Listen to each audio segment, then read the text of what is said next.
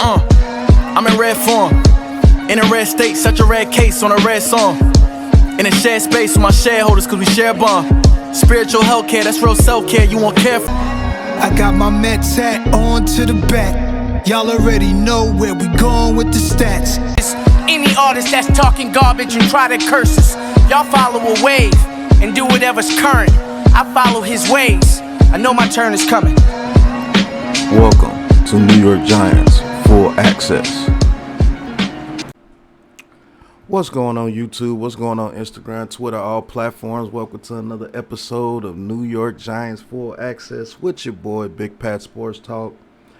And today we're going to be talking about, are Daniel Jones and Saquon Barkley both worth being paid top 10 money at their respective positions? The contracts that have been thrown out there, let's just say Saquon Barkley gets his $14 million per year and Daniel Jones gets his $35 to $37 million per year. At that particular moment, Saquon Barkley would be top 5 paid at his position, and Daniel Jones would be around like the 8th or 9th quarterback paid at his position, which will make them both top 10 at being paid at their respective positions. I'm going to hear what Chris Canty is going to talk about the contract situations with Daniel Jones and Saquon Barkley. And let's see what he has to say. Then I'm going to chime in. So let's get into it. Canty, what does the deal look like right now after all of this for Daniel Jones? Well, let's start here. First of all, this is not a problem that was unforeseen by the Giants. Remember, back during their bye week, they were trying to negotiate with Saquon Barkley to get a long-term deal done. Now, the two sides were believed to be a little far apart. Saquon was closer to the $14 million a year range, and the Giants were around 12 and a half. So I think that part of it can't go understated when we start talking about the dynamic and the decision that they have to make. Now, when it comes to Daniel Jones, Carlin, I want to see more. And so I'm not opposed to him playing on the non-exclusive franchise tag at $32.5 million a year. Now, you're not going to use the exclusive franchise tag on him because that number is $45 million for 2023. Right. So the non-exclusive franchise tag, which means that a team could swoop in, sign Daniel Jones to an offer sheet, a contract that the Giants are unwilling to match for whatever reason, and then that team, if they do sign Daniel Jones, would have to give the Giants 2 first-round draft picks. To that point, I would say, God bless you, Daniel Jones.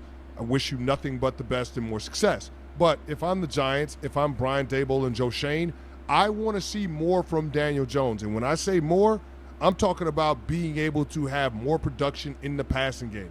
Carlin, during the regular season, Daniel Jones only had 15 touchdown passes in 16 regular season starts.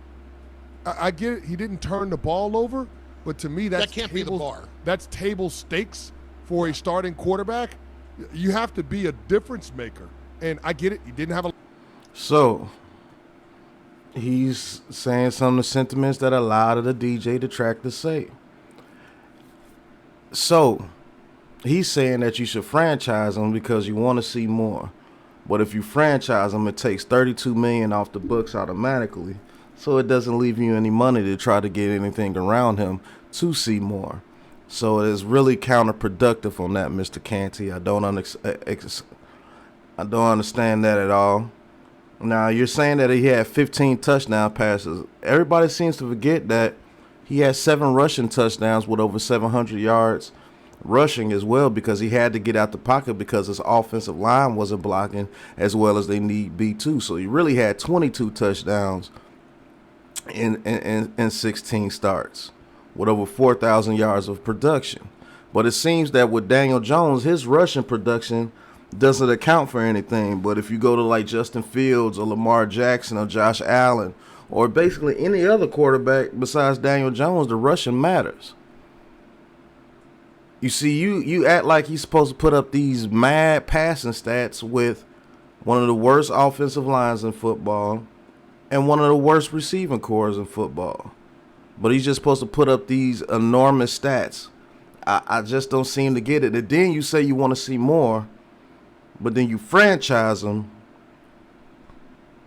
And that takes away the cap because that's automatic. You can't do anything with that because it's all guaranteed.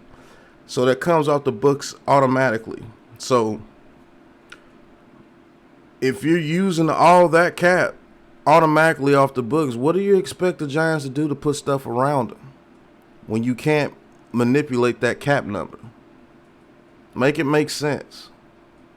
But that's what you hear a whole lot from a lot of these Giants fans, because, you know, people like Canty say things like that as well, which doesn't make sense, because if you want to see more from a quarterback, you would want to see people put around them so you can see more. With the way that you're doing it, you're not going to be able to see anything but the same thing because you're using a franchise tag on Daniel Jones. So, do you need to see more from Daniel Jones? Yeah, of course you need to see more. I'm not saying that he was perfect, but damn it, give him his credit.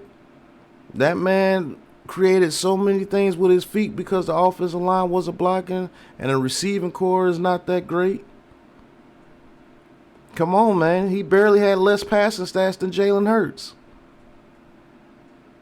But hey, you count Jalen Hurts running and his running touchdowns and everything, right? Because it makes him look good, and he got the best offensive line in the game, one of the best tight ends, one of the best receiving cores, one of the best running games in the league.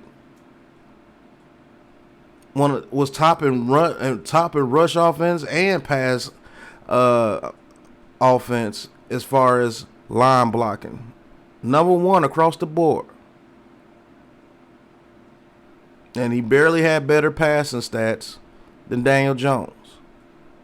But give Jalen Hurts his $50 million because they made it to the Super Bowl with a stacked roster.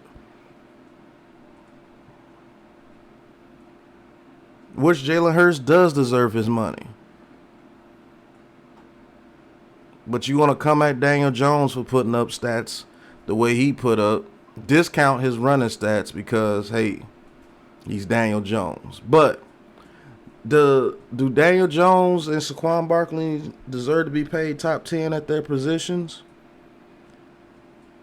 If you're looking at the player, you take unbiases out of the equation, yes. Yes, Daniel Jones has proved that he's ready to lead this team. He showed you that he could get this team into the playoffs. He showed that he could stay healthy. He showed tremendous progression. And for all the guys that's telling them, oh, you just got to get it done no matter what's around you, ain't that what he did? Didn't he just get it done no matter what was around him? Won a playoff game with him? Same thing with Saquon Barkley. Showed that he can stay healthy. Showed that he can get back to his form. Rushed for over 1,300 yards, 10 touchdowns. Decent amount of catches and receiving. He showed you what he was. So does he deserve the $14 million? Yeah, to be honest with you, yeah. Just depends on how this regime is going to go about it. But do they both deserve the money that they're asking for? Yeah, they do. Because just to look at it, if Daniel Jones does get this $37 million and he's the 8th quarterback paid, you got to think Joe Burrow's finna get paid. Jalen Hurts is finna get paid. Herbert's finna get paid. He'll be knocked out of the top 10 right there. So it's really not that much when you really think about it for Daniel Jones. It's Saquon Barkley. You know Derrick Henry might be the highest paid. Who knows? Christian McCaffrey is a little bit higher paid. And then it would be Saquon Barkley and Nick Chubb right after that. So, yeah. I think they deserve to get paid. I think they deserve their money. And I think the Giants can give them both their money and move forward with these two guys. And let's build around them and let's continue to win. I'd like to thank you guys for watching this episode of New York Giants Full Access with your boy Big Pat Sports Talk. Hit that like button, hit that subscribe button. And until the next episode, you know what it is, man. Peace. This is a Big Blue Crew production.